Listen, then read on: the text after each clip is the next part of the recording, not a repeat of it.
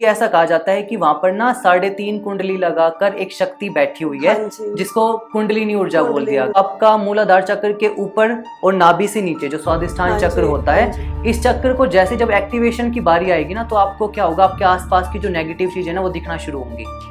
कहा जाता है कि जब आप मेडिटेशन में बैठे हो ना, तो आपको आपके आसपास की कुछ ना कुछ स्पिरिट्स फील होती है। हाँ जी, आपको ऐसा बिल्कुल। लगने लगता है कि कोई आपको देख रहा है। देख रहा है। जैसे हमारा यहाँ पे आगे चक्कर होता है, हाँ जिसको जी। हम थर्ड आई भी बोलते यस। हैं। तो थर्ड आई को हम ओपन कर सकते हैं, खोल सकते हैं कुंडलिनी के जरिए। और जब थर्ड आई मतलब कि हमारा जब आगे चक्कर खुलता है, तब क्या होता है? देखो, जब आपका आज्ञा चक्र खुलेगा ना, तो आपको इस जन्म का और पिछले जन्म का, जो आपके जन्मों के है ना पीछे के जितने भी संबंध है, या फिर मैं ये कहूँ कि आप टाइम ट्रेवल, बेसिकली जो एक वर्ड है हाँ आजकल जी, इंग्लिश में, हाँ। तो आप वो कर पाओगे इजीली। टाइम ट्रेवल कर कर मतलब पाओगे। कि जैसे हमें आपको हमारे आपका पिछले जन्म का पता चल Yes. जाएगा। क्या कुंडलिनी जागृत होने के बाद हम दूसरों को हील कर सकते हैं अपने एनर्जी से? हाँ, हम अपनी एनर्जीज से भी हील कर सकते हैं। हाँ। क्योंकि जब आपकी एनर्जी इतनी स्ट्रांग हो गई और आपने उसको, मेन बात की, कंट्रोल करना सीख लिया। जैसे अभी आपने बोला कि अगर वो कंट्रोल ना कर पाए हम, हम्म। तो वो क्या नेगेटिव इफेक्ट ला सकते हैं हमारी लाइफ में? इसमें देखा गया है कि जिसका तीसरा नेत्र जो है वो खुल तो जाता है, थर्ड आई ओपन तो जाती है, फिर बाद में वो उसको बंद करवाने के लिए बोलते हैं अपने गुरु से कि मैं उसको हैंडल नहीं कर पा रहा हूँ, क्योंकि उन्होंने गुरु के सानिध्य में वो काम नहीं करा। तो नाड़ी होती क्या है और ये कैसे काम करते हैं, कुंडलिनी को कैसे ये जागृत करती है? मणि चक्कर से ऊपर वाले जितने भी चक्कर होते हैं, अगर हमें उनको खुद एक्टिवेट करना हो, घर में एक्टिवेट करना हो, तो हम वो कैसे कर सकते हैं? सहस्त्रार पे जितनी भी डिवाइन एनर्जी है, कॉस्मिक एनर्जी है, वो हमको क्या कर देती है, इस मरण के और जीवन का जो चक्र है ना, उससे मुक्त हो जाते हैं। मतलब हम अपनी डेथ को भी बढ़ा सकते हैं। आपको बीच बीच में सिद्धियां भी प्राप्त होती रहेंगी। अच्छा। जब आपकी कुंडलिनी जागृत होती है, तो हर कुंडलिनी के अलग आपको सिद्धियां मिलती है। निर्वाणा क्या होता है और आफ्टर निर्वाणा क्या होता है? निर्वाणा या फिर कुंडलिनी के जरिए हम अपनी खुद की डेथ लिख सकते हैं कि भाई मेरी डेथ इस वक्त होनी चाहिए। और बिल्कुल, ये उच्चाटन क्रिया ये होती है कि आपको पर्टिकुलरली जब भी उस इंसान का मन करेगा आपके साथ खेलने का, अच्छा। तो वो आपके साथ खेलेगा।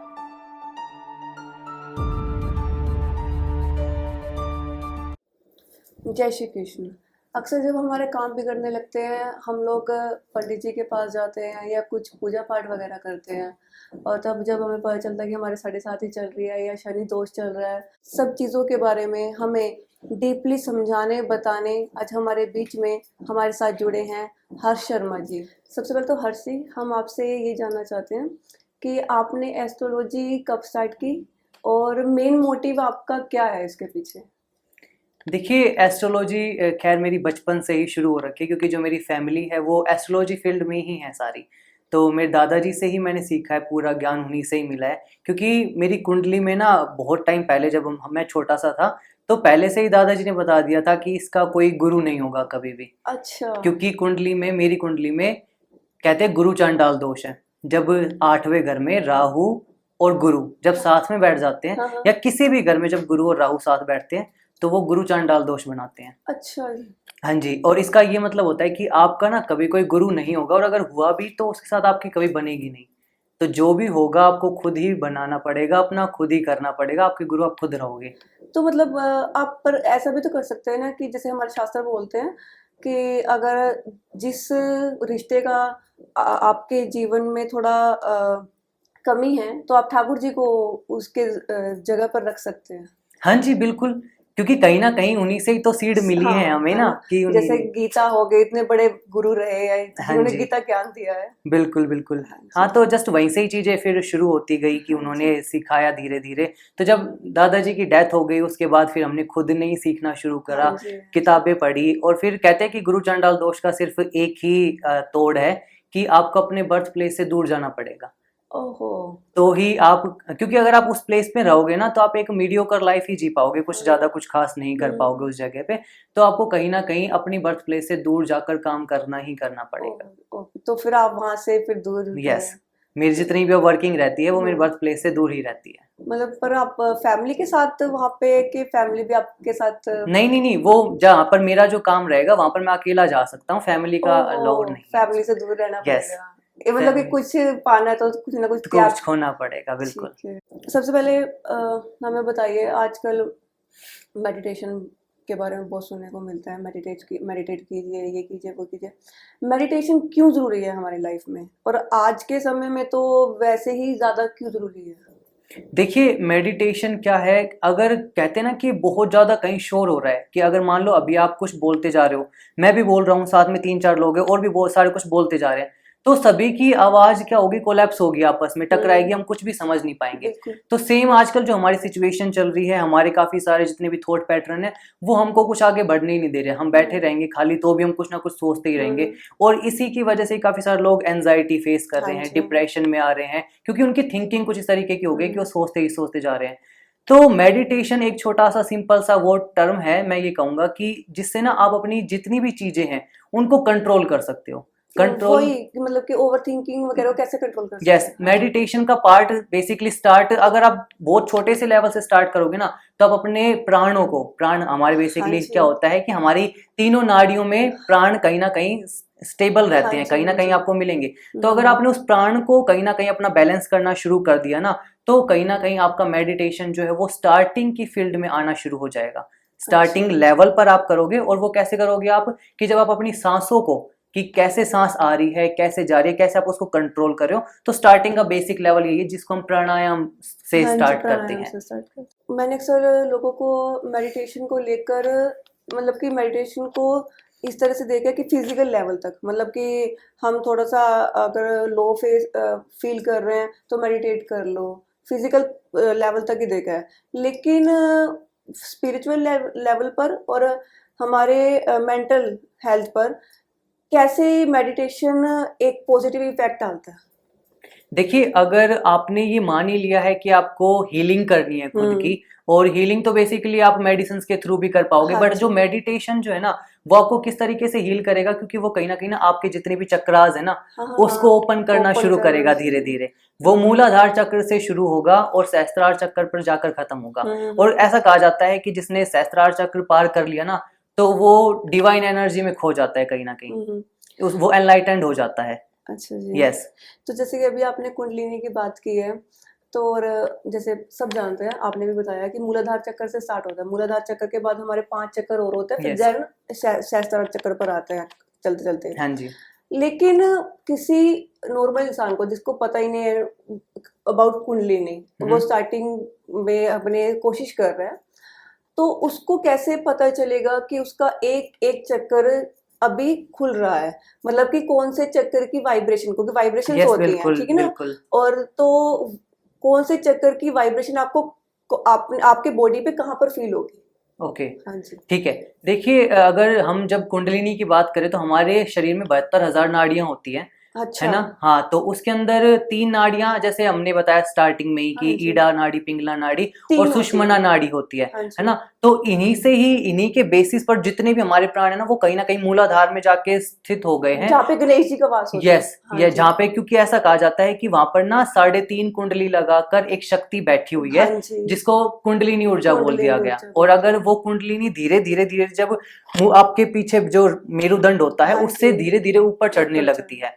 तो स्टार्टिंग का फेज, अगर कोई भी स्टार्टिंग में इसको कर रहा है, तो अगर उसको अपने मूलाधार चक्र को एक्टिवेट करना है, तो उसको अपनी एक पर्टिकुलर मुद्रा में, मूलाधार की मुद्रा ये वाली होती है, हाँ जी, हाँ इस जी। वाली मुद्रा में आप क्या करोगे, लम, एक जैसे जब आप सांस ऊपर लोगे और उसको थोड़ी देर रख के जब छोड़ोगे, बेसिकली जो मेडिटेशन का पार्ट होता है, तो उसमें आपका जो मंत्र होगा वो लम होगा। लम। यस, ही। फिर अच्छा। जैसे आगे ऊपर स्वादिष्ठान चक्र हाँ होगा, जी। तब उसके बाद वम होगा, हाँ जी। फिर मूलाधार चक्र, मूलाधार उसके बाद स्वादिष्ठान के नाभि। बाद, फिर उसके बाद मणिकर्णिका, जिसको हम मणि हाँ चक्र जी। बोलते हैं, वो वाला आएगा। तो मणि चक्र में हम क्या बोलेंगे, रम बोलेंगे। तो अच्छा। ऐसे ऐसे धीरे धीरे चक्र जब वाइब्रेट होंगे ना, तो हमको फीलिंग क्या होगी, मेन आपका क्वेश्चन ये था कि हमको कैसे फील होगा, हर चक्कर का। हाँ जी। हर चक्र का कैसे फील होगा। देखो जब आपका मूलाधार चक्र एक्टिवेट होगा ना, तो आपके आपके आसपास की जितनी भी वाइब्रेशंस है ना, वो सुनने लगेगी, आपकी बॉडी की वाइब्रेशन। जैसे हम कान को ऐसे बंद करके हाँ जब हम जी। करते हैं, तो या तो आपको कुछ ड्रम बजते हुए दिखेंगे, कुछ बेल्स अच्छा। कुछ होंगी,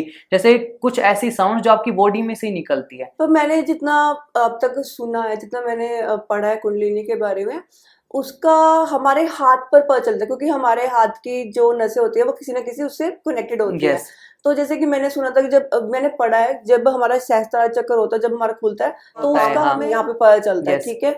और शायद हृदय चक्र का हमारे, शायद, या फिर आगे चक्र का हमारे फिंगर्स पे पता चलता है। ओके, तो वो वाइब्रेशन आपको सिर्फ पूरे हाथ में ही नहीं, आपकी पूरी बॉडी में फील होती है अच्छा, कहीं ना पूरी कहीं। बॉडी में फील यस, होती है। वो आपके हाथ में क्यों होगी? क्योंकि आप ना अपनी जब वो मुद्रा से, क्योंकि कुछ लोग इसको मुद्रा से करते हैं, जैसे मैंने बताया एक मुद्रा ये हाँ होती जी, है, एक हाँ मुद्रा जी, हाँ ऐसे जी, कनेक्ट हाँ करके जी, करती है।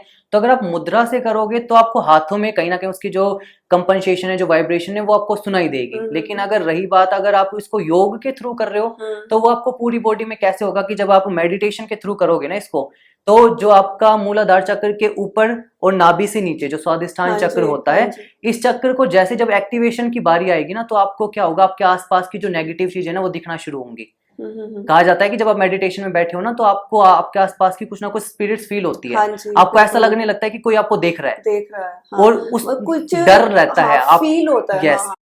तो कुंडलिनी के जरिए, जैसे हमारा यहाँ पे आगे चक्कर होता है, हाँ जिसको जी, हम थर्ड आई भी बोलते हैं। यस। तो थर्ड आई को हम ओपन कर सकते हैं, खोल सकते हैं कुंडलिनी के जरिए। और जब थर्ड आई मतलब कि हमारा जब आगे चक्कर खुलता है, तब क्या होता है?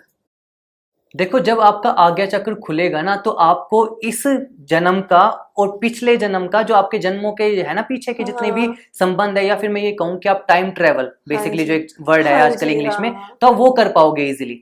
आप टाइम ट्रेवल कर ट्रेवल सकते कर हैं, मतलब पाओगे, कि जैसे हमें आपको हमारे आपका, पिछले जन्म का पता चल यस जाएगा। यस, क्योंकि कुछ लोग करते हैं ना आकाशिक रीडिंग करते हैं, हाँ कुछ जी, लोग रेकी रीडिंग करते हैं। तो हाँ, रेकी हीलिंग में, आकाशिक रीडिंग में बेसिकली यही होता है कि जब आपकी, और ये काम तभी करा जाता है जब आप किसी गुरु के सानिध्य में हो। हाँ जी, आपको एक ठीक है। गुरु मंत्र मिलेगा, आपको गुरु का पाठ मिलेगा, जब वो हाँ, आपके यहाँ पे अपना अंगूठा लगा के, या बॉडी के कुछ पोर्शन पे, जैसे यहाँ पे कंधों पे या हाँ पीछे जी, रीढ़ की हड्डी पे, आपके अंगूठा अपने प्रेस करके रखता है। और वो अच्छा, 3-4 मिनट तक करके रखता है, आपको पूरा वो फील करवाता है। उसकी जितनी भी एनर्जी जो उसने अपने पूरे जीवन में आपके गुरु ने कमाई है, वो पूरी एनर्जी को एक बार आपको फील तो कुंडलिनी, मतलब कि अगर आपको कुंडलिनी में जागृत करनी हाँ है, जी, स्पेशली अगर हम आगे चक्कर की बात करें, तो हमें किसी ना किसी गुरु की पहले हेल्प चाहिए। मतलब कि हम खुद से नहीं कर सकते, पर नहीं हमने नहीं, जितना खुद से कुंडलिनी के नहीं। बारे में सुना है, हम्म। वो आप खुद से भी कर सकते हो। देखो, एक तो चीज है कि आप स्टेप बाय स्टेप चलोगे, किसी गुरु ने आपको बताया तो वो आपको एक एनर्जी मिलेगी, तो आप उसको कहीं ना कहीं बैलेंस कर पाओगे, उसको हैंडल कर पाओगे। हाँ, लेकिन ये, हाँ अगर आप जी, हाँ कहीं जी, खुद से कर रहे हो और हाँ, आपकी तो बॉडी इतनी ज्यादा वो नहीं है कि बैलेंस, सारी एनर्जी को हाँ आप जी, कंज्यूम कर कंट्रोल सको, नहीं कर पाओगे, यस, वो अच्छा, कंट्रोल आप नहीं कर पाओगे। हाँ, तो वो गुरु क्या करता है आपका, कि आपको 3-4 मिनट के लिए सारी चीजें दिखा देता है, आपके पीछे का भी, आगे का भी, सब कुछ। जो अच्छा, एक ऐसे वीएफएक्स सा चल जाता है हाँ, हाँ, बेसिकली, कि एक हाँ, ऐसे ब्लर सी आती है इमेज, वो दिखता है। जैसे छोटे बच्चों को नहीं होता कि एक बार खिलौना दे दिया, हाँ, फिर उसके बाद उसको छीन लेते हैं, फिर हाँ, उसके हाँ, बाद उसको तलब लगती है कि मैं कैसे कैसे जाके उस खिलौने को ले लूं। हम्म। तो तब वहां से चीजें शुरू होती है। जैसे कि अभी आपने बोला कि कुंडलिनी जागृत करने के बाद आपके अंदर एनर्जी आ जाती है, हाँ ठीक है जी, ना? तो हम, जैसे मैंने अपनी लाइफ में देखा है, मैंने अपने फैमिली में ही देखा है, मैं नाम नहीं लूंगी, उन और मेरे बहुत ही करीब हैं। तो वो क्या करते थे कि स्पेशली मेरे को, जब मेरे को किसी चीज़ में पेन होता था, जैसे हेडेक हो रहा है या मेरे हाथ में कहीं बॉडी पेन हो रहा है, हम्म, तो वो क्या करते थे, अपने हाथ से, जैसे मेरे यहाँ पे सर के पास ऊपर, जैसे कि सपोज मेरा सर है, तो वो क्या करते थे, ऐसे हील करते थे, इस तरह से, मतलब कि अपनी एनर्जी से मुझे हील करते थे। तो क्या कुंडलिनी जागृत होने के बाद हम दूसरों को हील कर सकते हैं अपने एनर्जी से? बिल्कुल हील कर सकते हैं। देखो, एक तो आपका जो आपने अपने फैमिली मेंबर में बताया कि वो आपको इस तरीके से हील करते थे, अपनी कुछ एनर्जीज या वाइब्रेशंस हाँ, निकाल के।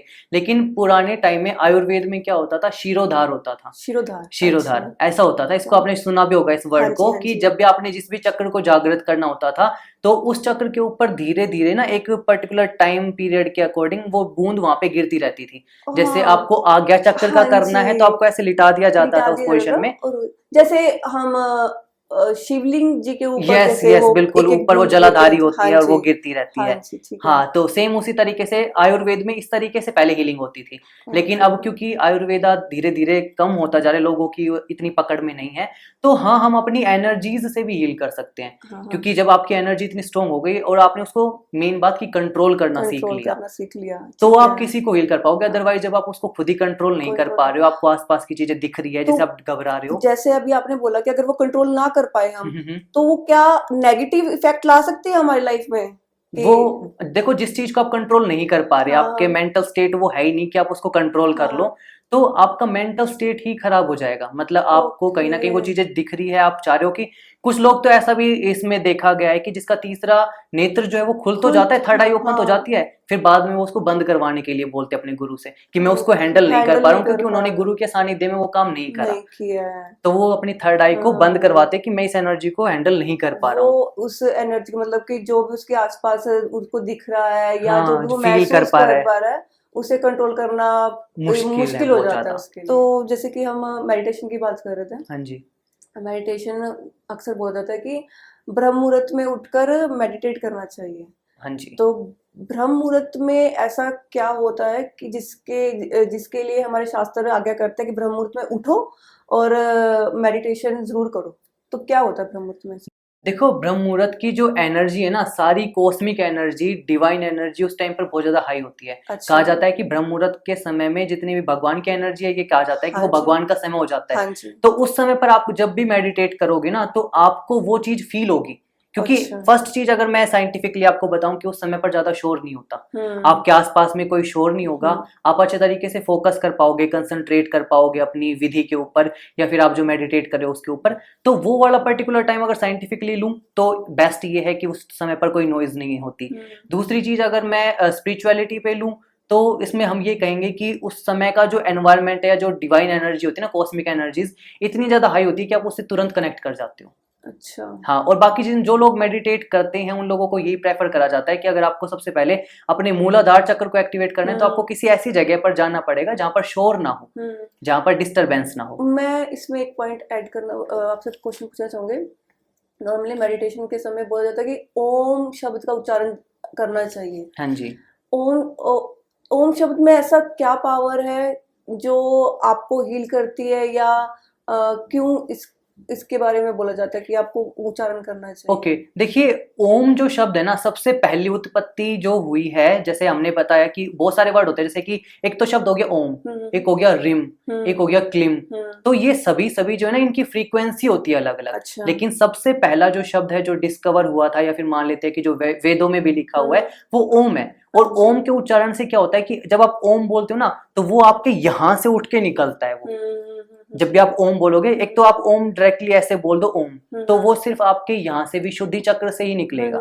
अगर लेकिन आप ओम को पूरा खींच के हाँ खींच निकालोगे, के हाँ जी यस, तो हाँ वो आपके पूरे अंदर से निकलेगा। और अगर जहां पर भी आप चाह रहे हो कि, अगर आप चाह रहे हो कि आप अपने विशुद्धि चक्र को एक्टिवेट कर लो, क्योंकि आपके नीचे के सारे चक्र एक्टिवेट हो गए, या आपको अनाहत चक्र एक्टिवेट करना है, तो आप जब ओम बोलोगे ना, तो आप इतना डीपली उठा के नहीं बोलोगे उसको, आप वो ओम बोलोगे यहाँ से, ओम, जो आपका यहां से उठ के बाहर निकले। दैट मीन्स आपकी जितनी भी एनर्जी है, वो यहाँ पर आपने सारी की सारी एनर्जी यहाँ पर यहाँ पर आपने रख ली है कंज्यूम कर ली। ठीक है हाँ, तो इसलिए ओम वर्ड जो है, वो इस तरीके का ओम शब्द जो है वो निकला हुआ है, क्योंकि जितने भी सारे मंत्र बने हुए हैं, सबके आगे आपने ओम जरूर देखा हाँ होगा। जी हाँ जी। तो उत्पत्ति ही वहीं से हुई है सारी चीजों की, तो उसकी फ्रीक्वेंसी के बारे में ऐसा बोला जाता जैसे कि अभी आपने थोड़ी देर पहले बताया था कि हमारी बॉडी में 3 नाड़ीज होती है मेन, लेफ्ट में, जितना है। मैंने सुना है कि लेफ्ट में, राइट में और एक सेंटर में होती है। हाँ जी। ये पहले तो नाड़ी होती क्या है, ये ओके। क्योंकि कई कई हमारे व्यूअर्स होंगे जिनको नहीं पता होगा। तो सबसे पहले तो नाड़ी होती क्या है और ये कैसे काम करती है और कुंडलिनी को कैसे ये जागृत करती है? ठीक है, देखिए, नाड़ी बेसिकली कुछ भी नहीं है। साइंस की लैंग्वेज में बताऊं तो बेसिकली हमारी नसें ही होती है, जिनको हम नाड़ियां बोल देते हैं। अच्छा ठीक है, जो और लैंग्वेज में बताऊं तो इसको पल्स भी बोला जाता है। हम्म तो वो आपकी 72,000 नाड़ियों में से कोई 3 नाड़ियां ऐसी है, जो ईड़ा नाड़ी, पिंगला नाड़ी और सुषुम्ना नाड़ी। ईड़ा नाड़ी जो आपकी लेफ्ट नोस्ट्रिल में रहती है, हम्म लेफ्ट साइड आपकी ये वाली होगी, तो यहाँ पर ईड़ा नाड़ी रहेगी हम्म, आपकी। और जो आपकी राइट नोस्ट्रिल है, उसमें आपकी पिंगला नाड़ी रहेगी, और बीच में आपकी सुषुम्ना नाड़ी रहती है। अच्छा ठीक है, और ये भी एक आपको रेमेडी बताई जाती है कि जब भी आपको कभी भी ऐसा लग रहा है कि आपको आपकी लाइफ में आगे बढ़ना है, पीछे के जितने भी आपके बैगेजेस है आपने उनको निकालना है, हटाना है, तो आपको क्या करना पड़ेगा, जब भी आप सुबह सोकर उठते हो ना, तो आप अपने प्राण चेक करोगे अच्छा कि आपके प्राण किस नोस्ट्रिल में सबसे ज्यादा हाँ है। जी तो अगर आपके ईड़ा नाड़ी में ज्यादा है, तो आप धरती पर सबसे पहला पैर जो है, पूरा अपने वजन के साथ वो अपना लेफ्ट लेग ही रखोगे धरती पे, धरती माता को प्रणाम करने के बाद। अगर जी वो आपका राइट नोस्ट्रिल में है, हाँ पिंगला नाड़ी में है, तो आप अपना राइट राइट पैर पैर सबसे आगे रखोगे पूरे वजन के साथ। अच्छा यस, पूरे वजन के पूरे साथ वजन के साथ, एक पैर में जैसे नहीं होता, हाँ इस जी तरीके से आपने रखना अच्छा है। क्योंकि कभी कभी ऐसा होता है कि आपकी ईड़ा नाड़ी और पिंगला नाड़ी में दोनों में स्वर कभी भी बराबर नहीं होते, हम बिल्कुल, लोगों के हाँ नहीं जी, होंगे। नहीं होते। क्योंकि जो लोग बहुत ज्यादा मेडिटेट करते हैं, जो लोग पुराने टाइम के ऋषि मुनि हैं, तो उन लोगों ने उन दोनों स्वर को बराबर कर लिया था, बराबर, अच्छा। तभी वो लोग अभी इनलाइट हो गए, उन लोगों हाँ, की हाँ, डिवाइन हाँ। एनर्जीज बहुत ज्यादा हाई हो गई। अच्छा। इसलिए प्राणों के बारे में ये बताया गया है। और जब दोनों बराबर होते हैं तब क्या करना होता है सुबह के समय? हम लोगों के नहीं होंगे, आपको हाँ अगर जी। उसको बराबर करना है हाँ, तो आपको बहुत ज्यादा मेडिटेट करना पड़ेगा, उस मेडिटेशन। लेवल तक आपको पहुंचना हाँ, पड़ेगा। हाँ, फोकस। बराबर तो नहीं होते। कई बार अच्छा, आपको ऐसा लगेगा, कंफ्यूजन होगा कि हाँ, दोनों में ऐसा लग रहा है, लेकिन एक में ज्यादा एक में कम आपको मिलेगा। क्योंकि अच्छा। जब आप एक से सांस लेते हो तो ना वो सांस यहाँ तक आके अटक जाता है। हुँ, कई सांस, जो कुछ सांस होंगे वो यहाँ तक आएंगे आपके, अच्छा। तो उस हिसाब से आप कंपैरिजन करोगे कि कौन सी नोस्ट्रिल की कहाँ तक आ रही है। अच्छा, हृदय चक्र की हम बात करते हैं, जैसे हृदय अनाहत चक्र, चक्र। हाँ जी, उसमें विष्णु जी का वास होता है हाँ ना? जी। श्री हरि वहाँ पे निवास होता है उनका। तो ऐसा बोला जाता है कि अगर आपको आगे हृदय चक्र को अगर एक्टिवेट करना है तो सबसे पहले आपको दूसरों को माफ करना होगा, खुद को भी माफ करना होगा। जितने भी आपने गलती की है सबसे पहले खुद को माफ करो और सभी को माफ करो, और फिर भगवान के ऊपर खुद को छोड़ दो कि मैंने खुद को भी माफ कर दिया, सबको माफ कर दिया, अब आप भी मुझे माफ कर दीजिए। इसका क्या लॉजिक बैठता है? देखिए, हृदय चक्र की बात होती है तो जब भी हम हृदय चक्र की बात करते हैं, अनाहत चक्र की बात करते हैं, तो हमारे यहाँ पर हमारे इष्ट देवता वास करते हैं। अच्छा। अगर आपके हृदय में श्री हरि भगवान विष्णु बसते हैं तो वो वहां पर बसेंगे। हाँ, अगर आपके हृदय में बजरंग बली बसते हैं, हाँ, शिव हाँ। भगवान बसते हैं, तो अच्छा, वो आपके आपके इष्ट देवता वास करते इष्ट हैं देवता बेसिकली वास वहां करते हैं पे। वहाँ हाँ, पे। ओके। और उसको एक्टिवेट करने का मेन क्या है, क्योंकि देखो जो भक्ति होती है ना, वो हम किससे करेंगे, हम नृत्य से करते हैं। हाँ जी। भक्ति में आपको नृत्य दिखेगा, आपको हाँ, भक्ति में कोमलता दिखेगी, हाँ जी। भक्ति में आपको क्या दिखेगा, भाव साउंड दिखेगा। दिखेगी, भाव हाँ, हाँ दिखेगा। जी। तो वो चीजें आपको कहीं ना कहीं यहाँ से फील होगी जब आपका हाँ, अनाहत चक्र एक्टिवेट होने एक्टिवेट लगेगा। होगा। और दूसरी चीज क्या होगी कि हम किसी को माफ कर देते हैं। ऐसा हुँ, हमारा नेचर क्यों हो जाता है, क्योंकि जब आप उस चक्र को एक्टिवेट करते हो ना, तो आप नीचे के सारे नेगेटिव पोर्शन, क्योंकि हमारे जो इसके नीचे, नाभि के नीचे जो होता है हमारा मणि चक्र, तो जब हम उसको पार करते हैं ना, तो हमारे पीछे की जितनी भी नेगेटिविटी है, हमारे अंदर हुँ। जितना भी छल है, कपट है, वो हम पीछे छोड़कर आ चुके होते हैं। अच्छा, हाँ, तब हम यहाँ पर आकर असली प्रेम को, जो होता है ना, प्योरिटी। यस, प्योरिटी को हाँ, हम महसूस कर पाते हैं कि अच्छा, बेसिकली वो चीज है क्या। अच्छा जी। हाँ, तब आपके अनाहत चक्र जो है वो एक्टिवेट होने एक्टिव लगता है। तो जैसे भी अभी आपने मणि चक्र की बात की है, तो मणि चक्र से ऊपर वाले जितने भी चक्र होते हैं, अगर हम हमें उनको खुद एक्टिवेट करना हो, घर में एक्टिवेट करना हो, तो हम वो कैसे कर सकते हैं? देखिए, एक प्रोसेस होता है। अगर आपके नीचे के मणि चक्र से नीचे वाले चक्र अगर सारे एक्टिवेट हो चुके हैं, तो बहुत सिंपल होगा कि आप वो अपने आप ही एक्टिवेट हो जाए। लेकिन कुछ लोगों को प्रॉब्लम आती है, वो एक्टिवेट नहीं हो पाते, क्योंकि वो मोह को और हाँ इनको जी, नहीं छोड़ पाते कहीं ना कहीं। वो फैमिली दुःख, में उनका हाँ, खिंचाव अवगुण रहेगा, होते हैं, उनको नहीं, उनका उन त्याग नहीं कर यस, पाते। उनका त्याग नहीं कर पाते। तो ऐसे अच्छा, लोगों को क्या करना चाहिए, ऐसे लोगों को ना एक दीपक प्रज्वलित कर लेना चाहिए अपने बिल्कुल सामने। और जो ठीक वो है। दीपक होगा वो ऐसा होगा कि जैसे आप बैठे हो, तो आपके अनाहत चक्र के सारी बिल्कुल लाइट्स सामने। वगैरह ऑफ करके सिर्फ वो दीपक ऑन होना चाहिए, हाँ, बिल्कुल ठीक दीपक है, होना जला चाहिए। रहा अगर होना लाइट्स चाहिए। थोड़ी बहुत जल रही है तो भी कोई प्रॉब्लम नहीं है, बट अच्छा, हाँ, आपका जो पूरा कंसंट्रेशन होगा वो उस दीपक पर दीपक होगा। पर होना चाहिए, और आप ठीक उस है। दीपक को ही अपना उस समय पर गुरु मान लोगे कि अच्छा, जो भी हो, आप ही हो, मैं आपको आप ही खुद के को समर्पित सानिध्य करता हूँ। में हाँ, मैं ये कर रहा हूँ, यस, ठीक मैं है, खुद को समर्पित कर रहा हूँ अब आपको। ठीक है। अब आप मेरी मदद कीजिए। अच्छा, तो वो कैसे मदद करेगी, आपको ना एक तेल लेना है। हुँ, तेल, वो कैस्टर ऑयल भी हो सकता है, वो कोकोनट ऑयल भी हो सकता है, ठीक है, या फिर कुछ भी ना मिले तो देसी घी प्योर आप इस्तेमाल कर सकते हो। आपने क्या करना पड़ेगा, अपनी इस वाली फिंगर पर, रिंग हाँ फिंगर पर जी, आपने थोड़ा सा घी या तेल ले लेना है। उसको आपने उस दीपक के ऊपर ना थोड़ा सा गर्म करना है। हुँ, गरम आप ऐसे मत करना कि आपकी उंगली जल जाए, हुँ, बस ऐसा कि थोड़ा ऊपर थोड़ा नीचे, समझ थोड़ा गए, ऊपर थोड़ा नीचे, ऐसे हाँ, आप करोगे। ठीक ठीक है, है, जब आपको अपने अनाहत चक्र को एक्टिवेट करना है, तो सबसे पहले आप इनको क्या करोगे, हीट दोगे। क्योंकि ओके, बेसिकली अंदर की जो हीट है वो ही निकलेगी ना, निकलेगी, तो आपको उस हीट को पहले फील करना पड़ेगा। अनाहत हुँ, चक्र के लिए आप क्या करोगे, आपने ऐसे हाथ करा, अपने इस हाथ को ऐसे लॉक करके, कि लॉक जितनी करके भी इस तरह हीट है से, जो वो ऊपर ना जाए, आपके हाथों में ही रहे। अच्छा, ऐसे करके आपने पहले हाँ, करा उसको। ठीक है, पूरा जब आपको लगेगा कि गर्म है, हाँ, हाँ, तब आपने इसको ऐसे करके, फिर आपने इसके फ़ील मंत्र को, करना है इसको, यस, फिर हीट को आपने फ़ील अपने, करना है, यस, इस यम यम यम, वर्ड को, क्योंकि यहाँ पर आके यम हो जाता है, यम का उच्चारण करना है, यस, यम यम, का पूरा साउंड जो, ठीक है, लेकिन वो यम भी होगा, वो यहाँ से, आपके ठीक यहाँ है, से निकलेगा, नीचे से नहीं नहीं निकलेगा। निकलेगा, ठीक है, आप इसको यहाँ पर कर लोगे, आप फील करोगे इसको, ऐसा आप कम से कम 4-5 बार करोगे, तो आपको आपके अनाहत चक्र में प्राण जो है वो अपने महसूस होने लगेंगे हुँ, कि आपकी जितनी भी एनर्जी, आपका जितना भी फोकस है, वो सारा यहाँ बन यहाँ रहा है। पे, ठीक है। दूसरा, अगर आपको अपना विशुद्धि चक्र करना है तो फिर हम इस फिंगर का इस्तेमाल करेंगे। जैसे मैंने बताया था कि आपको घी ले लेना है थोड़ा सा, उसको ऐसे ही गर्म करेंगे। जब वो प्योर पूरी तरीके से गर्म हो जाएगा तब आपने उसको यहाँ पर लगा लेना है। ओके। अगर आपको ऐसा लगे कि थोड़ी देर उच्चारण करने के बाद, क्योंकि यह के बाद हम है बोलेंगे हम, क्योंकि यहाँ पर हम आ जाता है, अब हम का उच्चारण करेंगे इस समय पर। तो जब हम का उच्चारण करेंगे तब आपको अगर ऐसा लग रहा है कि वो चीज ठंडी हो गई तो दोबारा से आप उसको गर्म करके लगाइए, तब जब तक आपको वो फील ना हो। ठीक है। ठीक है। इसके बाद फिर आपका यहाँ पे जो ये चक्र होता है, आज्ञा चक्र, इस पर आपने, और यहाँ पर हमारा ओम होता है, ओम होता है, हाँ जी। तो ओम पर आप क्या करोगे, सेम उसी चीज को गर्म करके अपनी 3 उंगलियों को ऐसे गर्म करके, इन 3 उंगलियों को, यस, ये इन स्टार्टिंग की 3 जो आप इस तरीके से लगाओगे। अच्छा, यस। अगर आप सिंपली अगर कंफर्टेबल हो इसमें, क्योंकि कहीं ना कहीं पेन होने लग जाता है, दर्द होता है कि इतनी वो गर्म हो गई, बार बार हम नहीं कर पा रहे, अगर इसी से ही कर पा रहे हो तो बेस्ट है कि आप इसको यहाँ पर लगा के उसको फील करोगे। नहीं तो फिर आप 3 उंगली से, हाँ, नहीं तो आप 3 उंगली से कर सकते हो। बाकी सहस्त्रार तो बहुत बाद की बात है, वो तो नहीं हो पाएगा। और सहस्त्रार पर महादेव जी का वास होता है जितना मैंने, हाँ जी, सुना। सहस्त्रार पे जितनी भी डिवाइन एनर्जी है, कॉस्मिक एनर्जी है, वो हमको क्या कर देती है, इस मरण के और जीवन का जो चक्र है ना, उससे मुक्त हो जाते हैं हम। मतलब हम अपनी डेथ को भी बढ़ा सकते हैं, मतलब आपका कि आपको इस समय पर नहीं जाना है। क्योंकि पुराने समय के ऋषि मुनि यही तो करते थे, तभी तो वो 1000 साल तक जीवित रहते थे बिना कुछ खाए पिए। तो उन्होंने अपने सहस्त्रार चक्र को एक्टिवेट कर रखा था। तो मतलब कि जब हमारा सहस्त्रार चक्र, ऐसा बोल सकते हैं कि अगर जब हमारा सहस्त्रार चक्र खुल जाता है या फिर हमारी कुंडलिनी जागृत हो जाती है, तब हम महादेव जी के साथ कनेक्ट कर पाते हैं।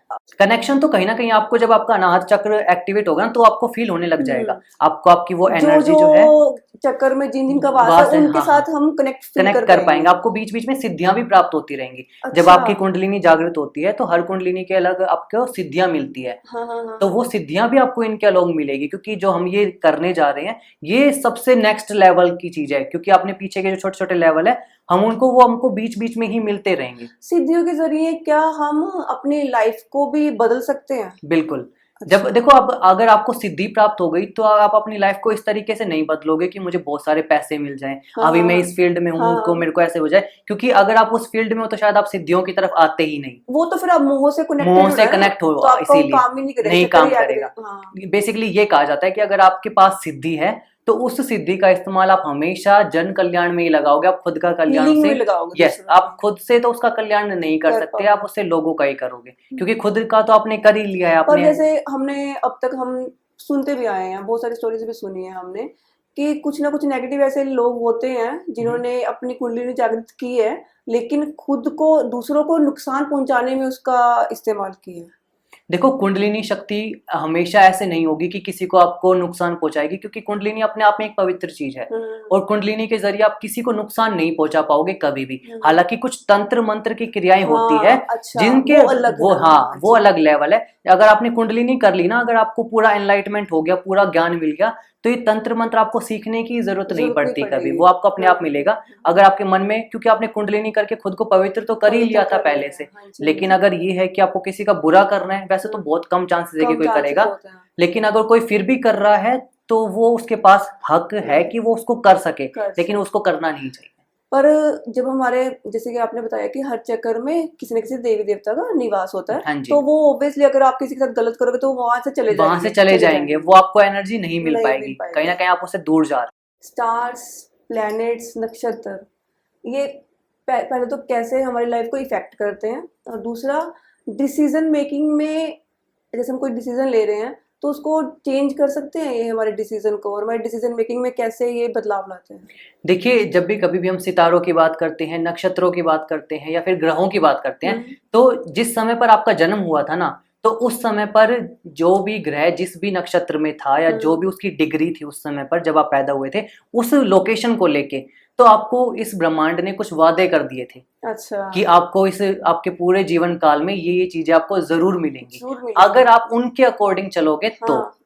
ठीक है, यस। और ये हमें पता कैसे चलता है कि हमें उसके अकॉर्डिंग चलना है? हमें एस्ट्रोलॉजर्स की हम हेल्प लेते हैं, उसके अंदर हम अपने होरोस्कोप को रीड करते हैं। अगर आपको खुद से आता है तो बेस्ट है कि आपका प्लेनेट इस जगह पर बैठा है तो आपको किस किस चीजों का ध्यान रखना चाहिए। अगर आपका प्लेनेट इस घर में और उसके साथ कनेक्ट कर रहा है, उस पर दृष्टि डाल रहा है, तो आपको पैसे किस जगह से आएंगे, क्योंकि कुछ लोग काफी सारे देखे हैं मैंने कि वो जॉब के पीछे काफी सारे भाग रहे हैं, लेकिन उनकी कुंडली में ये लिखा हुआ है कि आपको बिजनेस करना है। तो जो वाद्य आपको हुए हैं आपसे, तो वो आप कहीं ना कहीं अगर उस लाइन पर जाओगे तो ही आपके साथ फुलफिल होंगे, अदरवाइज वो नहीं होंगे। और डिसीजन, जैसे कि हमारी डिसीजन मेकिंग में, तो फिर वो कैसे एक चेंज ला सकते हैं? अगर आपकी कुंडली में शनि जो है वो ऐसा बैठा हुआ है कि नीच क्या होके बैठा हुआ है, अच्छा। तो आपकी कुंडली में आप जब भी कभी भी डिसीजन आप लोगे ना, तो वो डिसीजन आपका कभी भी फुलफिल नहीं होगा, या फिर ऐसा होगा कि आपके बनते बनते काम बिगड़ेंगे। बिगड़ जाएंगे। क्योंकि आपने काफी सारे लोगों के यही क्वेश्चंस रहते हैं कि हमारे ना बनते बनते काम बिगड़ जाते हैं एंड टाइम पर। काफी सारी चीजें में दो चीज देखी गई है इसके अंदर। मेन क्या है कि एक तो अपनी चीजों को पहले किसी के सामने बता देना कि मैं ये काम करने जा रहा हूँ, और वो चीज हो गई तो वो नजर ऐसे लग गई, तो ये इफेक्ट करती है, मतलब 100% इफेक्ट करती है। अगर आपकी कुंडली में कुछ ऐसा संयोग बन रहा है कि राहु जो है वो आपके 8th हाउस में है, तो आपके ऊपर कोई भी तंत्र मंत्र इजीली कर देगा, आपके ऊपर नजर बहुत आसानी से लगेगी, आपको इनमें रुचि भी बहुत ज्यादा आएगी कि कैसे लगता है, क्या होता है। लेकिन अगर आपने अपना काम होने से पहले किसी को अगर बता दिया है, अनाउंस कर दिया, तो भैया वो चीज नजर लगेगी, क्योंकि तो वो कहीं नहीं ना हो पाएगा, तो वो कभी भी नहीं हो पाएगा, कभी भी नहीं हो पाएगा। नहीं। ऐसे लोगों को बताना, ऐसे लोगों को यही बताया जाता है कि आपको ना थोड़ा सा छुपा के अपना काम करना चाहिए, ताकि आपका डिसीजन जो है वो आगे जाके आपको रिजल्ट दे। तो ये सब कुछ हमारे ग्रहों के और नक्षत्रों के हिसाब से चलता है, ये प्री प्लान्ड है। मैं आपको ये कह सकता हूँ कि हमारी जो स्टोरी है वो ऑलरेडी प्री प्लान्ड है, बस हम उसको जी रहे हैं। और आपको ये लग रहा होगा कि हम अपने तरीके से जी रहे हैं, आ चुकी है। यस, हाँ, बस हम उसको रोल प्ले कर रहे हैं, ये बात है बेसिकली। हाँ, जैसे कि अभी आपने बोला कि लोगों के बनते बनते काम बिगड़ जाते हैं। हाँ जी। तो अक्सर जब किसी के काम बिगड़ने लगते हैं तो उसको बोला जाता है कि इसके तो साढ़े साथी चल रही है। हाँ जी। तो ये साढ़े साथी होती क्या है, और ये क्या करती है? ये साढ़े साथी कैसे हमारे कामों को बिगाड़ देती? देखिए, आपके बनते बनते काम बिगड़ने के पीछे बहुत सारे लॉजिक हो सकते हैं, लेकिन लोगों ने अब इसको ये कनेक्ट कर लिया कि मेरा कोई भी काम नहीं बन रहा ना, तो वो शनि ग्रह को बहुत ज्यादा आजकल ये मान लेते हैं कि उन्होंने ना एक हवा बना रखा है इस चीज का कि शनि ग्रह बहुत खराब है। लेकिन अगर शनि ग्रह की अगर आप अच्छे से रेमेडी करते हो, क्योंकि शनि ग्रह को या फिर शनिदेव को हम तभी हरा सकते हैं जब हम उस चीज को एक्सेप्ट कर लें, और जो चीज को वो हमको दुख दे रहे हैं ना, अगर हमारी कुंडली में हमको पता चल जाता है कि शनि ग्रह जो शनिदेव है वो किस घर में बैठे हुए हैं, अगर वो आपके 7वें घर में बैठे हुए हैं, तो आपको ये लगेगा कि आपका रिलेशन कभी भी किसी के साथ नहीं बनेगा अच्छा। क्योंकि जिस भी घर में वो बैठेगा उसको आपको दुख, उसका रोना आपको हमेशा लगा रहेगा। अगर वो 4थे घर में बैठा हुआ है तो आपको आपकी मम्मी का सुख नहीं मिलेगा, मम्मी के साथ आपका नहीं बनेगा बिल्कुल भी। आपके हाउस में भी बहुत सारी दिक्कतें आएंगी। 3रे घर में भाई बहन के साथ नहीं बनती है। तो अगर आप वो चीज मान लेते हो ना कि ये नहीं होगा अब, और उसी चीज को लेकर आप डिसिप्लिन में आ जाओ कि चलो नहीं हो रहा है, उनके साथ नहीं बना के रखनी, ठीक है, तो आप शनिदेव को कहीं ना कहीं आप डिफीट कर देते हो कि वो फिर आपको बैड रिजल्ट नहीं देते। पॉजिटिव इफेक्ट्स भी होते हैं? अगर शनिदेव अपने ही घर में बैठे हुए हैं तो रिजल्ट अच्छे देंगे। अपने अगर किसी शनि का शनिदेव जी का कौन सा घर है, मतलब कि कौन से घर? जो घर अच्छे नहीं माने जाते वो 6ठा घर है, 8वां घर है और वो 12वां घर है। अच्छा, हाँ, ये घर में 8वें 12वें में अगर बैठे हो तो वो आपको पॉजिटिव रिजल्ट देंगे। और प्लस में अच्छा। अनलेस और अनटिल कि उनके साथ कोई भी ऐसा प्लैनेट ना बैठा हो जो उनका शत्रु हो, क्योंकि कुंडली में जैसे कि गुरु ग्रह शनि नहीं बनती, सूर्य देव की नहीं बनेगी, चंद्रमा की नहीं बनेगी, उनके गुरु थे वो। क्योंकि वो मेलेफिक प्लैनेट है, और वो अगर राहु के साथ बैठेगा तो अच्छा रिजल्ट देगा, केतु के साथ बैठेगा तो अच्छा रिजल्ट देगा, बुध के साथ बैठेगा तो भी अच्छा रिजल्ट देगा। तो इनके साथ अगर बैठता है, पेयरिंग अच्छी होती है, तो आपको अच्छा रिजल्ट मिलता है। अदरवाइज आपको जो डीमेरिट्स इनकी मिल रही है तो आपको उनका मान लेना चाहिए कि ये चीजें नहीं होंगी। तो कोई रेमेडी, मतलब? हाँ, रेमेडी करी जाती है। शनिदेव की काफी सारी रेमेडीज होती है, तो आपको वो रेमेडीज कर लेनी चाहिए उस हिसाब से। जैसे कि कुछ रेमेडीज तो मैंने सुनी हुई है, लाइक काला कपड़ा चढ़ा देना चाहिए, या उड़द की दाल।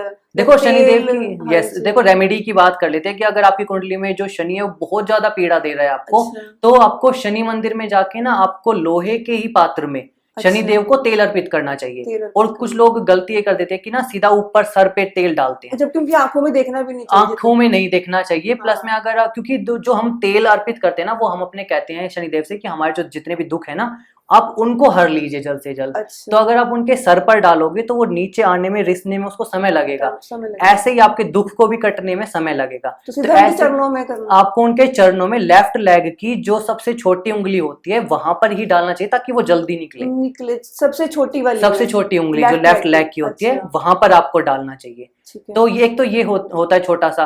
प्लस में आप उनको अपराजिता के पुष्प जो है बहुत प्रिय हैं, आप उनको वो कौन अर्पित से कीजिए। पुष्प? अपराजिता, अपराजिता, पीले अच्छा। सॉरी नीले रंग के पुष्प मिलेंगे आपको, नीले नीले रंग के हाँ हाँ बहुत सुंदर मिलते हैं, हाँ, बेल टाइप में होती है, अपराजिता की अच्छा बेल अच्छा होती अच्छा, है। ठीक है। तो वो वाले पुष्प उनको अर्पित करने चाहिए, बहुत अच्छा रिजल्ट मिलता है आपको। ठीक है। जैसे मांगलिक दोष के बारे में बहुत सुनने को मिलता है कि हाँ जी। कि जिसके कुंडली में मांगलिक दोष होता है, उसको बोला जाता है कि आपकी शादी एक मांगलिक के साथ ही हो सकती है, आपका जो पार्टनर बनेगा वो भी मांगलिक होना चाहिए। क्या होता है अगर अगर सामने वाला पार्टनर उसका मांगलिक ना हो तो क्या होगा उसकी लाइफ में? देखिए, सबसे पहले तो चलो ये जान लेते हैं कि आपकी कुंडली में कब ऐसे नक्षत्र बनते हैं या फिर कब कौन सा ग्रह कहाँ पर बैठता है जब आपको मांगलिक ठहरा दिया जाता है। हम्म, और हर कोई मांगलिक भी ऐसा नहीं माना जाता, क्योंकि जो हम नॉर्थ कंट्रीज में रहते हैं, जो नॉर्थ साइड में है और साउथ साइड में ना, दोनों की कुंडलियों में बहुत फर्क होता है। ऐसे भी होता है। यस, जो लोग अच्छा। नॉर्थ साइड में, जैसे कि नॉर्थ दिल्ली में कोई है, कोई साउथ दिल्ली में है, या फिर जिसका नॉर्थ और साउथ ही अलग हो गया, तो ऐसा कहा जाता है कि जो नॉर्थ वाले लोग हैं, अगर उनके फर्स्ट हाउस में मंगल बैठा हुआ है, सातवें पर दृष्टि डाल रहा है, या सातवें में मंगल बैठा हुआ है, पहले पे दृष्टि डाल रहा है, चौथे में बैठा हुआ है और 10वें में दृष्टि डाल रहा है, 7वें 8वें 11वें में, अगर इन जगहों पर अगर मंगल बैठा हुआ है तो आप मांगलिक हो। अच्छा, हाँ, तो आप मांगलिक हो, आपको मांगलिक का पूरा जो रिजल्ट है वो मिलता है। क्या होता है मतलब? रिजल्ट भी होता क्या है कि आपका आपके पार्टनर के साथ नहीं जमता है, एग्रेशन इश्यूज होते हैं, आप कभी भी अपनी लाइफ में वो फेज नहीं पार कर पाओगे जो आप जिसके लिए आप बने हो, क्योंकि मंगल जो है ना वो आपके करेज का प्रतीक होता है। क्योंकि मंगल ग्रह के आपने देखा होगा कि दोनों हाथों में तलवारें हाँ होती जी, है, हाँ जी। तो वो तुरंत की तुरंत आपका जो गुस्सा है बहुत ज्यादा बढ़ जाता है, आपका पार्टनर के साथ आपकी नहीं बन पाती। तो मेन रीजन यही रहते हैं कि वो आपके पार्टनर के साथ आपकी कभी नहीं बनने देगा। तो कई सिचुएशंस में क्या डेथ पे भी बात आ जाती है? हाँ, अगर बहुत ज्यादा मांगलिक का हो, क्योंकि देखो अगर आपकी कुंडली में पहले में, 8वें में और 12वें में अगर है तो ये बहुत ज्यादा माना जाता है। अच्छा। लेकिन अगर चौथे में 7वें में है तो वो ज्यादा नहीं माना जाता, क्योंकि साउथ साइड में तो अगर आपके दूसरे घर में भी मंगल बैठा हुआ है तो उसको मांगलिक ठहराया जाता है। तो क्या मांगलिक ऐसे भी हो सकते हैं कि आप पहले मांगलिक हो हम्म। लेकिन बाद में ना रहो, ऐसा भी हो जाता है?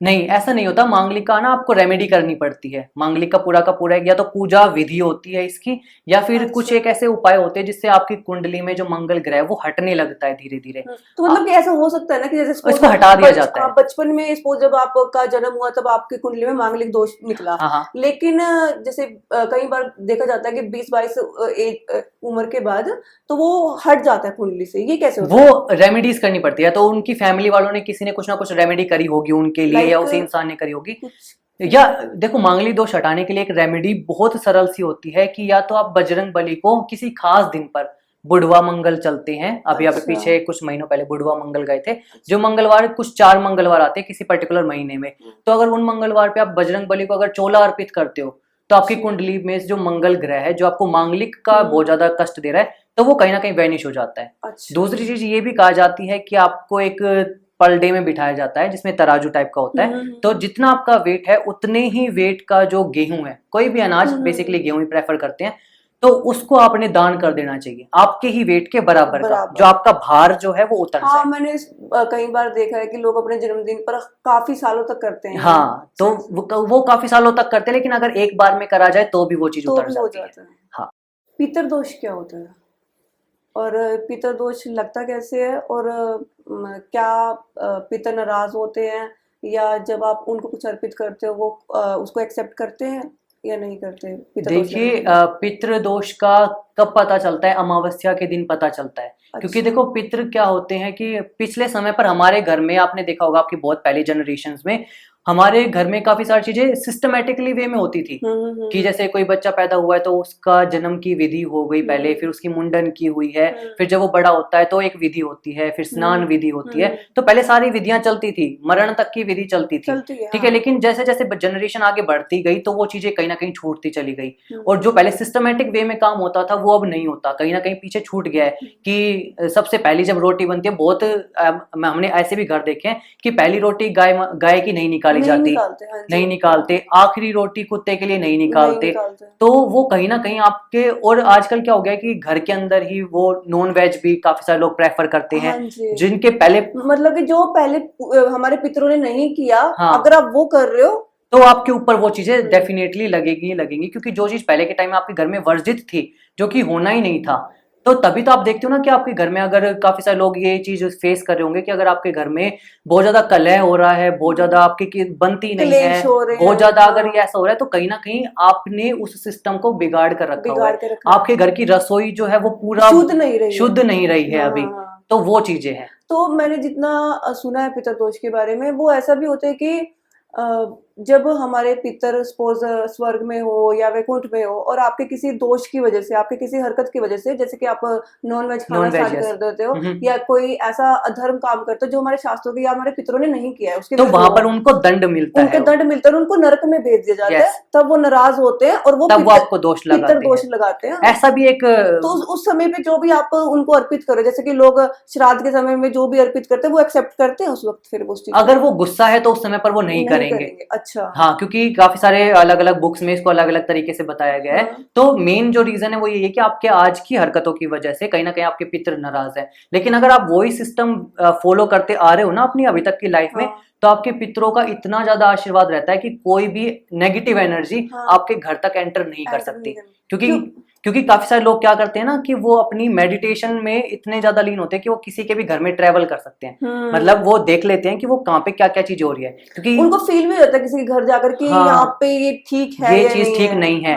तो बेसिकली एक पीछे रिसेंटली एक केस हुआ था कि जहां पर ये चीज दिखाई गई थी कि आप हमारे घर में चेक करके बताइए कि कोई चीज ठीक खराब कैसे चल रही है, या फिर एक उसको चैलेंज ही कर दिया गया था कि अच्छा ये बता दे उस इंसान को कि तेरे पास अगर एनर्जी है ना कि तू ट्रैवल कर सकता है, तो चल मैं तेरे को चैलेंज करता हूँ, तो मेरे घर की बता दे कि कैसी चीज है।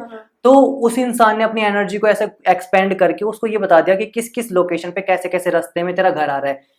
अब जब उसने ये पूछा, और जब उस इंसान ने पूछा कि अच्छा चल मेरे घर के अंदर बता कि कौन सी चीज कहाँ रखी हुई है, तब उस इंसान ने साफ मना कर दिया। उसने बोला कि आपके घर में ना, घर के बाहर पितरों का इतना ज्यादा पहरा लगा हुआ है कि मैं अंदर नहीं जा पा रहा हूँ। ओके, मतलब कि वो इतना उसी सिस्टम से चलते आ रहे हैं जिस सिस्टम से उनके पितर चलते थे, तो वो उनको प्रोटेक्ट कर रहे हैं कि अगर वो पॉजिटिव एनर्जी भी जा रही है तो भी वो उनको रोकने की कोशिश कर रहे हैं कि वो घर के अंदर जाके आपके वास्तु को ना चेक कर ले कि आपके वास्तु में क्या क्या चीज कहाँ रखी हुई, क्योंकि एक वास्तु से आपका काफी सारी चीजें देख ली जाती है। अब जैसे लोग अल्कोहल का सेवन कंज्यूम करते हैं, शराब वगैरह पीते हैं, मदिरा पान करते हैं, तो क्योंकि उनके पितरों ने वैसा कभी किया नहीं, तो उनको दंड मिलता है ओब्वियसली कि तुमने अपने बच्चों को नहीं समझा कर आए अच्छे से, और बिल्कुल, तो फिर वो अपना रोष निकालते हैं। ठीक है, उस वक्त जब हमें पता चलता है कि पितर दोष वगैरह है, हम पी रहे हैं, हमने वो सब चीजें छोड़ी नहीं है,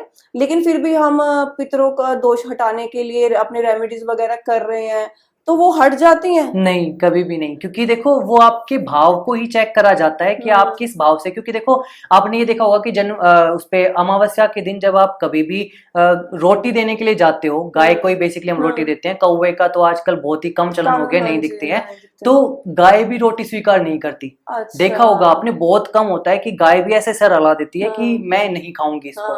तो कहीं ना कहीं वो पितरों की फॉर्म में है जो आपको मना कर रहे हैं। अच्छा, तो लेकिन उसको रोटी को घर पे वापस नहीं लाया जाता, तो उसको वहीं रख दिया जाता है कि चलो ये नहीं तो कोई और गाय आके खाएगी इसको, तो इस तरीके से ऐसा माना जाता है। अच्छा, जैसे हमने निर्वाणा के बारे में बड़ा सुनने को मिलता है। सबसे पहले तो निर्वाणा होता क्या है, ठीक है, और आफ्टर निर्वाणा निर्वाणा क्या होता है और आफ्टर निर्वाणा क्या होता है?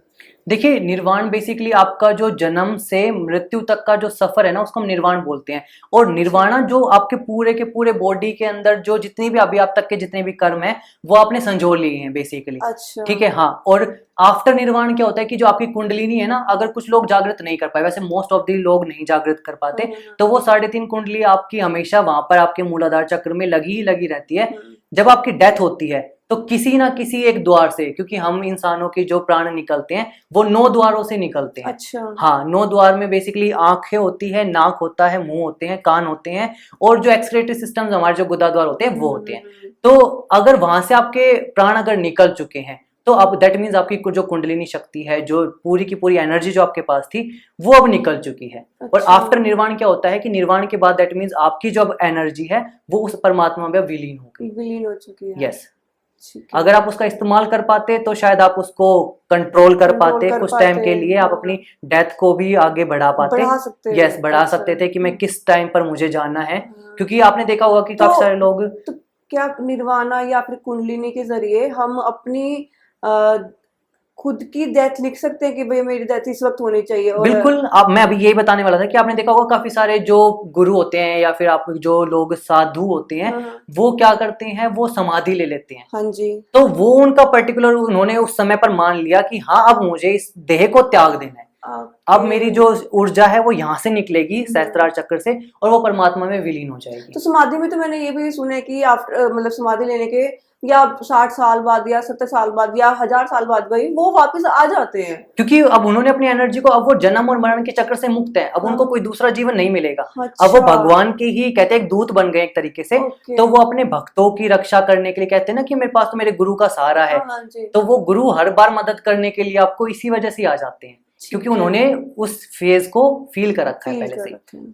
जैसे कई लोगों की लाइफ में कॉम्प्लिकेशन चल रहे होते हैं, जैसे लव लाइफ को ले लीजिए या मैरिड लाइफ को ले लीजिए।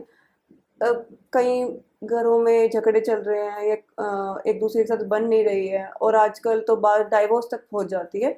तो हाँ इस जी। सब चीज़ों के लिए कोई रेमेडी जिससे कि लाइफ उनकी अच्छी से चलती रहे? देखिए, अभी क्योंकि 26 तारीख को जन्माष्टमी आ रही है, हाँ ठाकुर जी जी। का जन्मदिन है उस दिन, तो उस दिन से बेस्ट दिन कोई और हो ही नहीं सकता हाँ जी। मेरे हिसाब से, क्योंकि उस दिन जो एनर्जीज रहेंगी बहुत ज्यादा हाई रहेंगी। क्योंकि ऐसा कहा जाता है कि अगर आपकी कुंडली में कोई भी ग्रह बहुत ज्यादा अगर नीच का होके भी बैठा हुआ है ना, तो अगर आप रेमेडी करते हो इन जनरल किसी भी दिन, तो आपको कम से कम 1.5-2 साल तक उस रेमेडी को पर्टिकुलरली करना पड़ेगा। तब वो जो ग्रह है आपको कुछ 5-10% रिजल्ट देगा। अच्छा, यस, सिर्फ 5-10%। लेकिन अदरवाइज अगर आप किसी खास दिन पर करते हो, जैसे जन्माष्टमी हो गई, हाँ होली जी। हो गई, दिवाली हो गई, अच्छा। इस दिन अगर आप करते हो तो आपको बेस्ट रिजल्ट मिलता है उसका। विद इन 11 डेज 21 डेज जल्दी मिल जाता है, उस दिन आपको रिजल्ट मिलने लगता है। अच्छा, और रेमेडी सब किस तरह की होती है? देखो, अगर आपको चाहिए कि आपका जो कोई आपकी बात बेसिकली नहीं मान रहा है, रिलेशन वाइज हो गया, फैमिली में हो गया, अगर कोई आपको ज्यादा यस कोई मतलब आपको तवज्जो नहीं दे रहा है, कहने का मतलब ये है, तो आपको क्या करना चाहिए, आपको पीले रंग के कपड़े में, पीला रंग का जो कपड़ा होता है बहुत ज्यादा पसंद है उनको, तो उनको या तो उसके अंदर हल्दी डाल के आपको उनको अर्पित कर देना चाहिए, बहुत सिंपल सा है।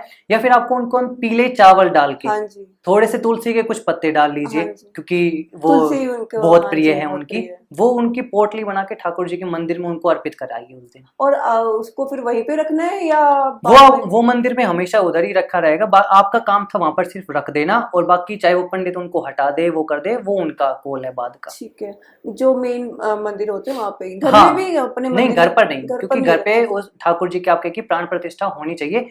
प्लस में वो बाल रूप में नहीं होनी चाहिए, बाल रूप में नहीं होनी, क्योंकि बाल रूप में वो बहुत नटखट है, आपके पता नहीं सुने ना सुने, लड्डू गोपाल जी। हाँ हाँ हाँ, और वो उस रूप में तो उनको ज्यादा परेशान करना भी नहीं करना चाहिए।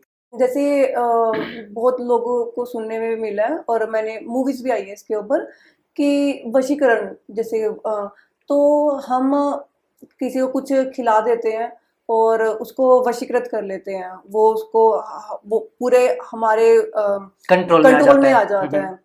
तो ये तो होता कैसे है, और दूसरा क्या उसको उससे बाहर निकला जा सकता है फिर बाद में? देखो सबसे पहले चीज तो मैं ये कहूंगा कि अगर आपके आसपास में अगर आपको ऐसा लग रहा है ना कि ये चीजें हैं, तो कहीं ना कहीं वो आपके मेंटल स्टेट की वजह से भी हो सकता है। लेकिन अदरवाइज अगर आपको प्योर 100% श्योर है ना कि हाँ मेरे पास कहीं ना कहीं ये किसी ने मुझ पर कुछ करा है, तो वो आप चीज कैसे पता करोगे? यहाँ पर आ जाते हैं कि कौन से ऐसे सिम्टम्स आपको देखने को मिलते हैं कि आपको ये लगे कि आपके ऊपर किसी ने कुछ करवा रखा है। सबसे पहले तो आपकी बॉडी पर ना कहीं धीरे धीरे आप देखोगे डेली बेसिस पे थोड़े थोड़े टाइम के बाद कट लगना शुरू होंगे। कट लगने लग जाते हैं कट लगने लगते हैं अपने आप ही। आपको देखोगे अच्छा। कि कहीं मेरे को तो कहीं दर्द ही नहीं हो रहा, लेकिन फिर भी आपको कट लगेगा। अच्छा। इधर हाथ पे लग गया, शरीर पे कहीं पर भी आपको, नॉर्मल जैसे वो ब्लेड जिससे हाँ इस जैसे तरह के कट होते जैसे हैं। आपने अच्छा। नखून ऐसे खुजाते टाइम जैसे लग जाते हैं, हाँ। तो वो उस फील्ड से भी बहुत ज्यादा तरीके से लगते हैं। लेकिन अच्छा। उसमें आपको कुछ भी महसूस नहीं होता, दर्द महसूस नहीं होता, सिर्फ आपकी बॉडी पे कट लगेंगे। ओहो। यस। प्लस में आपके जो कपड़े हैं जो आप खुद पहनना बहुत ज्यादा प्रेफर करते हो, वो कहीं ना कहीं फटने शुरू होंगे, उधड़ना शुरू हो जाएंगे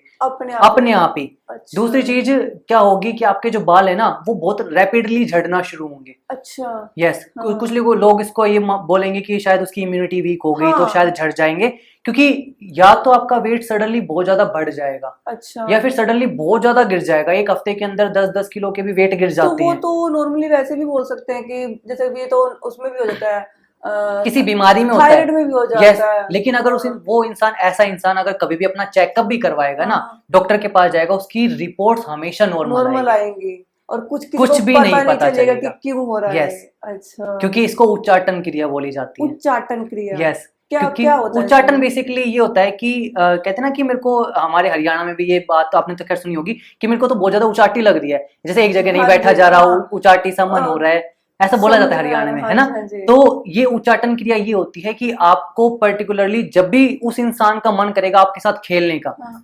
तो वो अच्छा। आपके साथ खेलेगा। इसको उच्चाटन क्रिया बोला जाता है। ओके। कि जब उसका मन करा कि आपके सर में दर्द करवाना है, या फिर जब आपको बहुत ज्यादा लेजी फील करवाना है, या फिर आपका कोई बहुत खास दिन आ गया है जिसमें आपको ही चमकना है वहां पे, उस समय पर आपकी कुछ इस तरीके की उच्चाटन क्रिया होगी कि आप उस समय पर कुछ भी नहीं कर पाओगे। तो मतलब कि वो हमारी लाइफ को भी कंट्रोल कर सकता है हमारे साथ क्योंकि साथ? उसके पास कहीं ना कहीं आपकी वो चीजें चली गई जो अच्छा। आपसे रिलेट करती और है। वो कैसे, मतलब कि ये किसी इस चीज के लिए हमारे किसी अंग का उसका उसके पास हाँ होना बिल्कुल। या? हमारे पहने हुए, हमारे यूज करे हुए कपड़े जो हमारे आसपास बहुत ज्यादा रहते हैं, जो हम बहुत पसंद करते हैं, हमारे बाल, हमारे नाखून, अच्छा। ये तो आपने चलो इन जनरल बहुत सुन लिया होगा कि नाखूनों से हो जाता है, बालों से हो जाता हाँ। है। ऐसा भी होता है कि कोई भी इंसान अपने खुद के बाल से अपने पार्टनर को वशीकृत कर सकता है। ओके। जैसे ऐसा हुआ कि दो पार्टनर रिलेशन में थे, काफी टाइम से रिलेशनशिप में थे, उन दोनों की एनर्जीज कहीं ना कहीं आपस में हाँ। इंटेलेक्ट हो हाँ चुकी जी। है। तो क्या कर सकता है एक पार्टनर, जैसे वो उसको धोखा देके चला गया, हाँ हाँ और हाँ। वो भी बहुत सारे वादे कर दिए थे उस समय पर कि हम बहुत रहेंगे। हम्म। अब लेकिन जो दूसरा इंसान है वो कहीं ना कहीं उसके बिना अब रह ही नहीं पा रहा है। हम्म। लेकिन अब दूसरा केस ये हो गया कि वो जो दूसरी की लड़की थी, मान लेते हैं वो बंगाली थी, हम्म। बंगाल में तो बहुत ज्यादा होता ही है, हाँ जी। तो वो खुद के बाल से भी उसको कर सकती है, उसके नाम के बहुत सारे नींबू विम्बू करके, या फिर उसके नाम की, उसकी फोटो के ऊपर ही बाल को बांध के, एक पूरी क्रिया है जो कि शायद मैंने मेरी रील में भी बता रखी है। तो वो अगर क्रिया करी जाती है सच्चे दिल से और पूरी एनर्जी के साथ, तो वो तो रिजल्ट वो मिलता वापस आ है, जाए? तो वो उसको खींच सकती है, अच्छा, तो वो जो इंसान गया छोड़ के वो वापस भी वो आ सकता वापस है? आएगा। हालांकि वो उसके दिमाग को कंट्रोल नहीं कर पाएगी, बस उसको अपने पास लेकर आएगी। कुछ ऐसे अच्छा। सरकमस्टांसेस होंगे, कुछ उसकी एनर्जीज ऐसी होंगी जो उसको उसके बारे में सोचने पे मजबूर करेंगी। उसके बिताए हुए अच्छे समय जो उसको याद आने लगेंगे, फिर कहीं ना कहीं डीप डाउन वो चीज फील करने लगेगा। तो जैसे हम काफी बार सुनने में, मैंने अभी भी बोला कि किसी को कुछ खिला दिया जाता है ना, वशीकरण के लिए। तो ऐसे तो पहले तो इन चीजों में होता क्या है, मतलब क्या क्या खिलाते हैं जिससे वो वशीकृत देखो किया एक जाता है? तरीके का पाउडर बनता है, विधि खैर मैं नहीं बताऊंगा, लेकिन कुछ चीजें ऐसी होती है आपकी फोटो के सामने ही अग्नि को प्रज्वलित करके, जिसमें कुछ आपकी पर्सनल चीजें होती है, कुछ चीजें ऐसी होती है जो कि अलग अलग औषधियां टाइप की होती है जो कि बहुत कम मिलती है मार्केट में।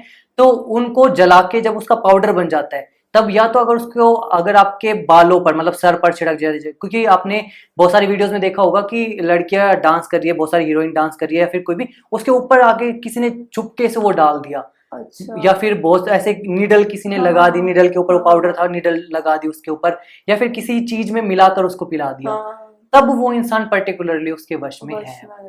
तो वश में जाने के बाद क्या, मतलब जैसे हम हिप्नोटाइज बोलते हैं तो कॉन्शियसनेस खो देता है इंसान अपनी, कॉन्शियसनेस खो देता है, मतलब उसको पता नहीं होता वो कि वो कर कर क्या क्या रहा रहा है। है। पर क्या ऐसा भी हो सकता है कि जो हमारा अंदर हमारा अंतर्मन है उसको तो पता होता है ना? ओके, हाँ। है ना, जितना हम्म। मैंने सुना है उसको पता होता है कि क्या सही है क्या नहीं।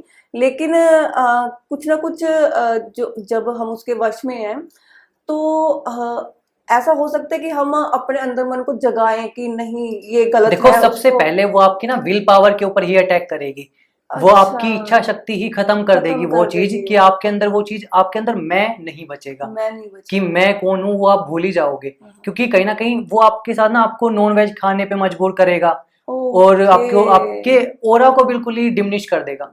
रहेगा ही नहीं आपका ओरा कि भाई इस तरीके से कि मैं भी कुछ कर पाऊं। प्योरिटी नहीं रखेगा, प्योरिटी आपकी नहीं रहने रहेगी, नहीं आपकी देगा। सोल को कहीं ना कहीं, और कहीं ना कहीं एक केस में ये भी देखा गया है कि आपका जो खून है वो काला होने लगता काला है। होने लग जाएगा। तो मतलब कि हम खुद से फिर बाहर नहीं निकल सकते। नहीं निकल पाएंगे कभी भी नहीं। अगर आपकी अच्छा। किस्मत में लिखा हुआ है कि हाँ। आपको बाहर निकलना है उस चीज से, तो कहीं ना कहीं कोई पंडित के थ्रू आपकी मुलाकात होगी, कोई तांत्रिक, दूसरा तांत्रिक शायद आपकी कोई मदद करेगा, हाँ। तो इस तरीके से आपकी मदद के थ्रू ही निकलेगा, अदरवाइज वो चीज नहीं निकलेगी, आपको हमेशा साथ लेके ही और जाएगी। जितना हमने उसमें श्रीमद् भागवत में भी सुना है, बहुत सारे पुराणों में भी सुना है, और लोग नॉर्मली कथा में भी बोला जाता है कि जिन्होंने तिलक लगाया होता है या जिन्होंने कंठी माला पहनी होती है उनके ऊपर ये चीज उनके असर नहीं ऊपर करती। नहीं करती है। बिल्कुल। अच्छा, तो क्या मतलब क्या रीजन होता है कि क्या? क्योंकि देखो, आपने अपना रक्षा सूत्र कहीं ना कहीं अपने आसपास लगा तो वो रखा है, मोली भी अगर किसी ने बांध रखी तब तो भी भी नहीं? नहीं होगा, तब भी? तब भी अच्छा, नहीं होगा। अनलेस और अनटिल जब तक आपका वो मौली खंडित ना हो जाए। खंडित हो क्योंकि जाए। एक मौली के बांधने तक का समय 21 दिन का मैक्सिमम बताया गया है, वैसे उसके तो बाद 14 नहीं दिन में बांधना उसको चाहिए। निकाल दिया जाता है। निकाल, निकाल के दूसरा उसको, पालो, या तो चाहे आप खुद से लगा लो। हाँ हाँ, अच्छा। या तो आप उसको खुद से बांधो या किसी पंडित से बंधवाओ। अच्छा। क्योंकि अगर आपने एक ही, क्योंकि मैंने देखा है काफी सारे लोगों के जो उसका जो मौली होती है, जो हाँ, धागा होता है, बांधी रहती वो है। उसका रंग भी फेड हो जाता है, हाँ। फिर भी वो बांधे रखते हैं, तो वो चीज उनके ऊपर ही दोष लगाती है। उस अच्छा। समय पर उनके ऊपर कोई भी कुछ भी कर सकता है, क्योंकि उसकी एनर्जी अब खत्म हो गई, खत्म हो लिमिटेड चुका टाइम है। तक थी। हाँ, 21 दिन। 21 दिन तक, अच्छा, मैक्सिमम 21 दिन तक। मैक्सिमम कुछ जगह पर कुछ लोग बोलते हैं कि इसको 14 दिन में निकाल देना निकाल चाहिए। देना चाहिए, बदल लो बस। ये क्योंकि हम देखो अभी राखी भी जब हम बांधेंगे, हम्म। तो राखी जब बंधवाने के बाद भी एक गुगा मेडी का कुछ ऐसा हाँ जी, आता है, तो आता उस है। समय पर हम हाँ, निकाल देते हैं, निकाल देते हैं। हाँ क्योंकि वो जी। उसकी एनर्जी खत्म हो जाती है, डिमिनिश हो जाती है, हम नहीं यूज हाँ। करते। और दूसरा, जब हम कोई ऐसा स्टोन पहनते हैं, जेम स्टोन पहन लिया या फिर कुछ भी पहन लिया, हाँ। तो इनकी भी टाइमिंग होती है कि अच्छा। आपको एक पर्टिकुलर टाइमिंग पर इनको चार्ज करते रहना चाहिए, अदरवाइज ये भी आपके लिए बहुत घातक हो सकता है। और खासतौर पे पायराइट, अच्छा। पायराइट का तो आपने सुना होगा हाँ कि जी, हाँ ऐसा जी। पत्थर है जो आपको पैसे दे सकता है बहुत पैसे दे ज्यादा, सकता है। हाँ, हाँ, हाँ। लेकिन इसको मूर्खों का सोना भी कहा जाता है। मूर्खों का सोना। हाँ, क्यों? क्योंकि इसको हर कोई हैंडल नहीं कर हैंडल नहीं पाएगा। कर पाता। क्योंकि देखो, इसमें अगर आपने इसको चार्ज नहीं करा, तो ये नेगेटिव एनर्जीज को भी अपने पास अट्रैक्ट करने की ताकत रखता है। अच्छा। यस। अगर आप किसी ऐसी जगह से निकले हो, शमशान घाट हो गया या फिर ऐसी जगह जो कि हॉन्टेड है, अगर आप वहां से निकले हो, तो कोई भी एनर्जी आपको इसका पीछा करते हुए जरूर आएगी। जरूर आएगी। तो उसमें क्या होगा कि मतलब कि फिर वो आपका आपके घर तक आएगी। अगर आपके घर के बाहर कुछ इस तरीके से आपने लगा रखा है कि कुछ आपने रक्षा कवच ऐसा लगाया हुआ है, क्योंकि कुछ लोग घर को बंधवा के रखते हैं। वो कैसे होता है?